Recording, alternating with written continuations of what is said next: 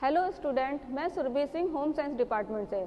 तो आज हमारा बीए सेकंड सेमेस्टर का पार्ट 3 है सिलेबस का। तो हम पार्ट 1 और पार्ट 2 इसमें देख चुके हैं, जिसमें हम सेक्शन ए पूरा कंप्लीट कर चुके हैं। तो आज हमें देखना है सेक्शन बी। तो देखिए, सबसे पहला हमारा सेक्शन बी का जो चैप्टर है वो है गृह प्रबंध का परिचय। तो गृह प्रबंध के परिचय में इसका पूरा इंट्रोडक्शन हम लोग पढ़ेंगे। इसका अर्थ क्या होता है, इसको क्या क्या डेफिनेशन दी गई है, ये सारी चीज़ें हम पढ़ेंगे। तो इसमें जो हमें पढ़ना है वो हमें गृह के बारे में पढ़ना है और प्रबंध के बारे में पढ़ना है। गृह की पूरी हम इसमें डेफिनेशन पढ़ेंगे और प्रबंध की यानी होम मैनेजमेंट, इसके बारे में हम पूरा पढ़ेंगे। फिर हमारा दूसरा जो चैप्टर है वो है गृह व्यवस्था की प्रक्रिया, यानी जो मैनेजमेंट का जो भी पूरा प्रोसेस होता है, जो व्यवस्थापन का पूरा प्रोसेस होता है, वो सारा हम इसमें पढ़ेंगे। तो इसमें इसके प्रोसेस के कुछ चरण होते हैं जिसके बारे में हमको डिटेल से पढ़ना है। सबसे पहला हमारा होता है योजना, नियोजन, कि हम प्लानिंग कैसे कैसे करनी है, प्लानिंग कितने प्रकार की होती है, क्या क्या प्रोसेस होता है, उसके बारे में पढ़ेंगे। फिर हम दूसरा होता है हमारा संगठन, संगठन के कितने प्रकार होते हैं, संगठन कैसे होता है, ये पढ़ेंगे। इसके बाद होता है नियंत्रण यानी कंट्रोलिंग, इसके बारे में हम पूरा पढ़ेंगे। इसके बाद होता है इवैल्यूएशन यानी मूल्यांकन, इसके बारे में हम पूरा डिटेल में पढ़ेंगे। इसके बाद देखिए थर्ड है हमारा प्रबंध के उत्प्रेरक साधन।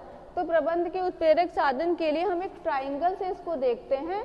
इसके होते हैं मूल्य, सबसे ऊपर आता है मूल्य, फिर लक्ष्य और स्तर।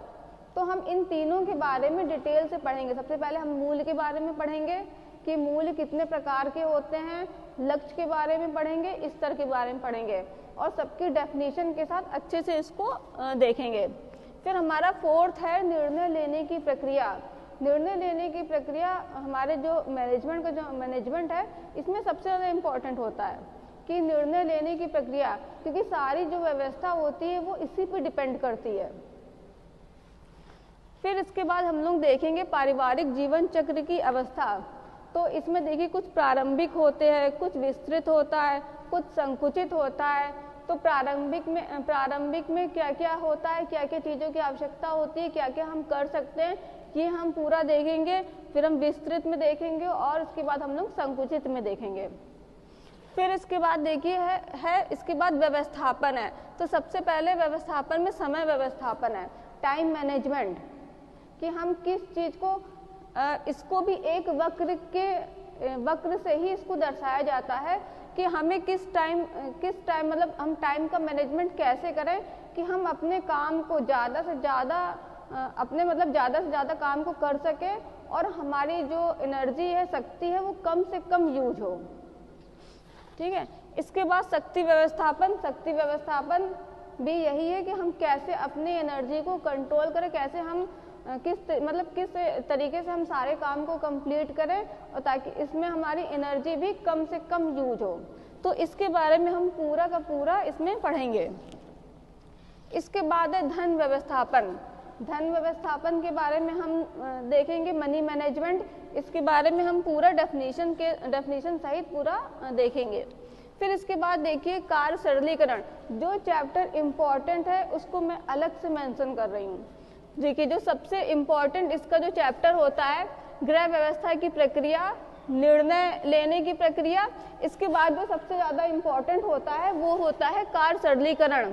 तो देखिए, कार्य सरलीकरण व्यवस्थापन का सबसे ज़्यादा इम्पॉर्टेंट है कि हम किस तरीके से अपने कार्य को सरल करें ताकि हम उसको जो है और अच्छे तरीके से कर पाएँ। तो इसके बहुत सारे प्रोसेस होते हैं, है ना, बहुत सारे इसके नियम हैं। वो सारी चीज़ें मैं जब ये चैप्टर पढ़ाऊंगी तब मैं पढ़ाऊंगी आपको। इसके बाद है देखिए बचत, ये भी सबसे ज़्यादा इम्पोर्टेंट चैप्टर है। बचत में जो हमारी अर्निंग है उसमें हम जो हमसे खर्च करते हैं, जो भी हम उसके बाद जो हम सेव करते हैं, वो हमारा बचत होता है। तो इसमें जो सबसे ज़्यादा इम्पोर्टेंट होता है, बैंक के बारे में पूरी आपको पढ़ाएंगे, बैंक के सारे प्रोसेस के बारे में। फिर इसके बाद जीवन बीमा निगम, क्या क्या पॉलिसी है, कितने बचत पत्र हैं, ये सारी चीज़ें आपको इसमें पढ़ाई जाएंगी।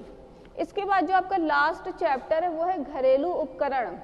तो घरेलू उपकरण कौन कौन से होते हैं, किस प्रकार से कार्य करते हैं, कैसे हम इनका उपयोग कर सकते हैं, तो ये सारी चीज़ें हम इसमें पढ़ेंगे।